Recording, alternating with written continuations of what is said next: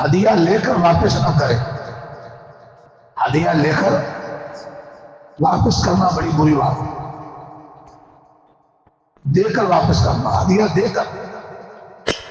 دینے والا پہلے کسی کو ہدیہ دیتا ہے پھر کہتا ہے واپس کرو، یہ بہت بری بات ہے. ابو داؤد، ترمذی، نسائی، ابن ماجہ، 4 حدیث کی کتابوں میں حدیث. حضرت عبداللہ ابن عمر اور عبداللہ ابن عباس رضی اللہ عنہما سے روایت، رسول پاک صلی اللہ علیہ وسلم نے ارشاد فرمایا کسی آدمی کے لیے یہ جائز اور درست نہیں ہے کہ وہ کسی کو کوئی چیز عطیہ کے طور پر دے دے پھر اس کو واپس لے. ہاں اگر باپ اپنی اولاد کو کچھ دے تو اس سے مستثنا ہے، یعنی اس کے لیے واپسی کی گنجائش ہے، کیونکہ اولاد پر باپ کا ہر طرح کا حق ہے.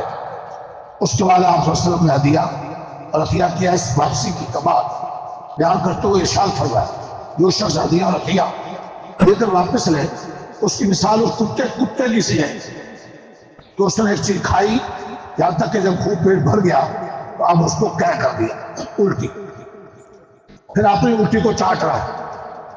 کتا الٹی کر کے اسی کو تمہارا چاٹے مثال دے کر سمجھایا اس کی طرح برا ہے کیا کسی کو کوئی تحفہ دیا، ہدیہ دیا، عطیہ دیا، پھر کہتا واپس.